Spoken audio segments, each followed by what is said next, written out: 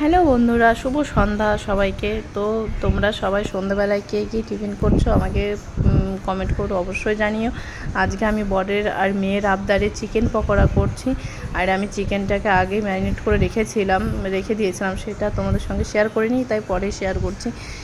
আর marinate করে রেখেছিলাম কী দিয়ে, একটা লেবু কেটে, লেবুর রস, আর হচ্ছে কি যে নুন, গোলমরিচের গুঁড়ো, তারপর হচ্ছে আদা রসুন বাটা, কাঁচা লঙ্কা বাটা, কাশ্মীরি রেড চিলি পাউডার, আর হচ্ছে কর্নফ্লাওয়ার, একটা ডিম, আর চালের গুঁড়োটা আমি পরে দিয়েছি, যেহেতু ফার্স্টে আমার গুঁড়ো করা ছিল না, পরে আমি গুঁড়ো করে তারপর দিয়েছি। তারপর ম্যারিনেট করে এইবারে ভালো করে ভেজে নেব, একটু লাল লাল করে নেব। আর হ্যাঁ, আরেকটা কথা, আমি কিন্তু হলুদ গুঁড়ো ইউজ করিনি, যারা ইউজ করো তারা ইউজ করতে পারো, আমার ভালো লাগে না তাই আমি ইউজ করিনি। আমি তার জন্য কাশ্মীরি রেড চিলি পাউডারটা দিয়ে দিয়েছি, ওইটাতে আমার কালার চলে আসবে। আর আমার দেখো পকোড়ার কালারটা লাল লালই হয়েছে, আমি হলুদ দিনই তো কী হয়েছে, তো আমার পকোড়ার কালারগুলো খুব সুন্দর হয়েছে।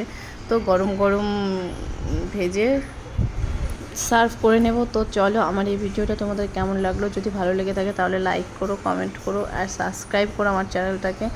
আর কে কোথা থেকে আমার এই ভিডিওটা দেখছো প্লিজ তোমরা একটু কমেন্ট করো, কোন জায়গা থেকে দেখছো।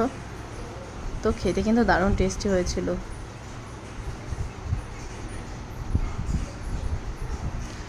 আমার রিয়াকশান দেখলেই বুঝতে পারবে যে কেমন হয়েছিল। আমি খেয়ে কিন্তু বলছিলাম দারুণ, সত্যি টেস্টি হয়েছিল।